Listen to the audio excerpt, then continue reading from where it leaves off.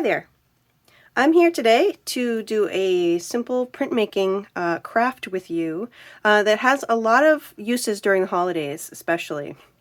And the great part about it is that we can use some of those styrofoam trays that come into our house from time to time.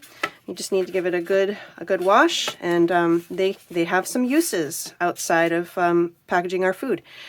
So what you need initially for this project is some good paper. I have a little assortment here. I've got an old book. I've got a pad of pattern paper, and I have this, I really like this brown paper cardstock. It's kind of thick. It's a good paper to make cards with, or tags, or things like that.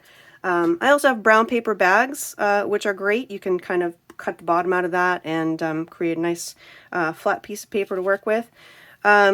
So what we're going to do is we're going to create a stamp. We're going to use our soft bristle brushes here to apply some acrylic paint, and we're going to create stamps on paper. And with that, I can show you a couple of different things that you can make for the holidays. So first what we're going to do is we're going to cut the sides off of the styrofoam. Forgive all the squeaks. Some people really don't like this sound. Alright, so what we really want to do is, as you can see, when I made that first cut, I made a little bit of a scrape there. That is something that would show up when we do our print. So you just want to be careful when you're cutting things out, that you keep your space, you know, smooth and ding-free to start with. So I'm going to just do a basic pattern to start with. I think I'm gonna freehand cut out a mitten here. Let's see what I can do. I'll show you some other examples as well. You could certainly trace this out too if you have like a dull pencil. You can even have like a photocopy of something or something that you want to trace. You lay the piece of paper over and you can use a dull pencil to kind of make the outline if you don't trust yourself to do what I'm doing right now. So I'll just show you real quick what you could do. Kind of like this. We're going to make a little thumb.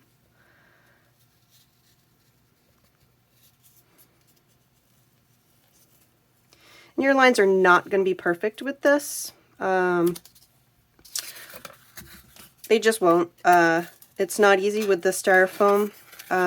If you've ever done printmaking before, this is sort of like a basic way to do it. So in that way you can forgive yourself if there are any little errors or anything like that. I kind of like the effect that it has. It's kind of like a rustic sort of look when we're making things on here.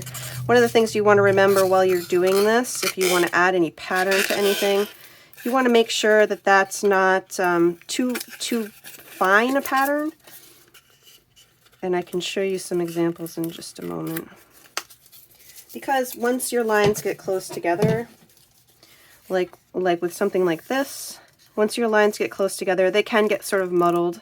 This is really just applying a texture. I used this upholstery needle that I have and just kind of created texture with it. You could use a bamboo skewer or something like that to do the same thing. So with this, I might do something like that. I might want to make, you know, sort of a pattern like this, and I just have like this ongoing sort of stitch pattern that happens all over my mitten. And then it may show up when I paint it, it may not. I can use my pencil for that as well. I might go like that.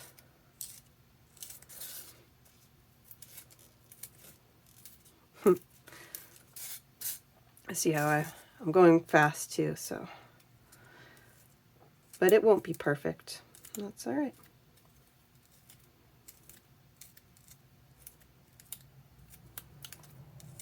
It's almost like a braid pattern.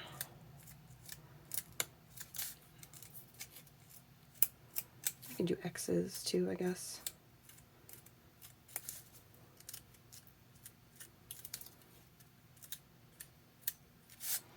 Here, we'll do a few more like this. I'll go opposite way.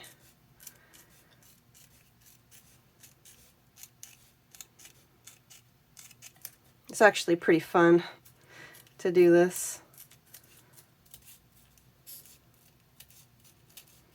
So once we get, you know, the texture on here that we want, we're going to use a little bit of paint. And we're going to create a fine layer over this. We don't want to do really thick layers of paint on this because you have these little tiny lines. If they get clogged up with a lot of paint, they're just going to disappear. So let me just finish this little line right here. Get my thumb. We'll do a little bit like that. There we go. There's my mitten. I also have an ornament here. So what we're going to do is we'll just use a fine amount, and I'm going to use a little piece of my styrofoam here just for my paint. I'm not going to use a lot. And it's even okay, one thing I noticed while I was doing this, as you're applying the paint, if you have a dark piece like this, if you see the color of it through the paint, I don't think that's a bad thing. I think that's kind of telling you that if you've got a nice, thin, even layer on it, you just want to make sure that your paint doesn't dry before you stamp it, obviously. But, you know, if you leave it for a couple minutes, it'll get tacky enough where it might not stamp out completely. So you just want to make sure you're ready to go when you do that.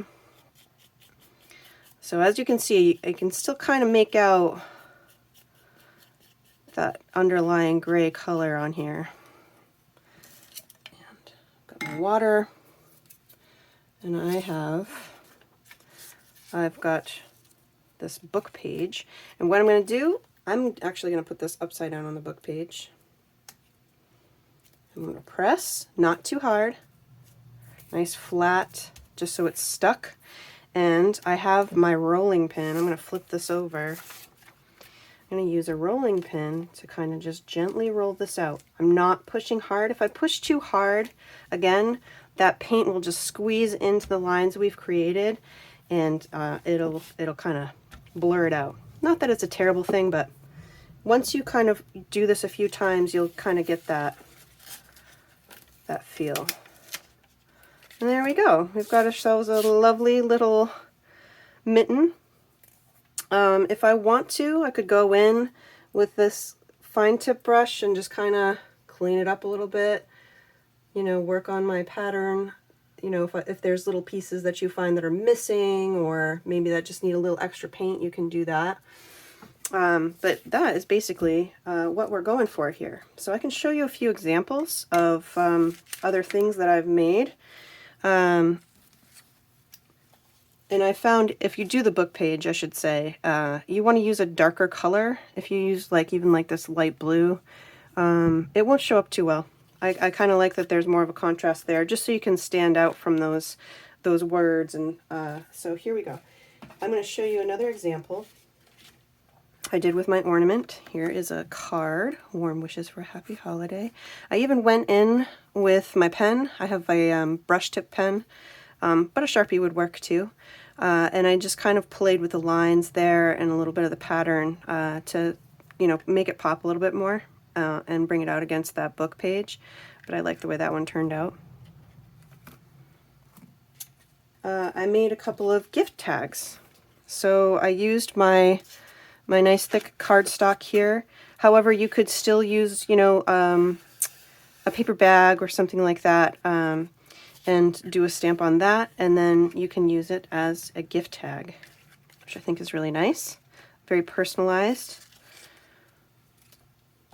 I have another page where I use the pattern paper as well, and it turned it into a card here.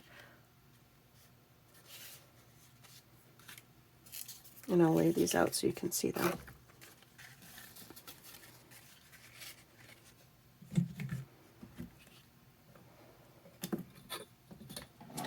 And here's one more example of a page.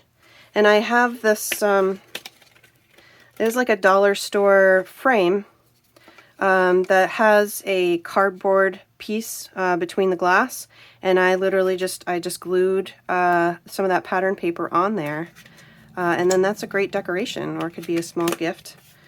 There we go.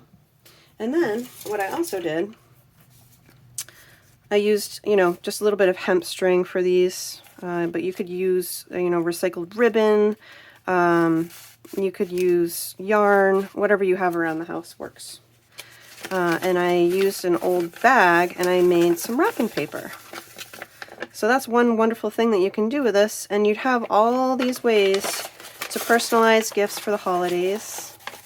And I think that's just a wonderful touch, and it's a great thing, you know, to keep us busy during these cold winter months.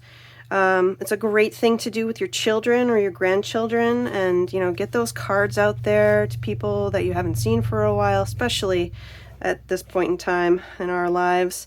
It's great to have these little personal touches to share with people in our lives. So I hope you enjoyed this, and good luck to you. Happy crafting.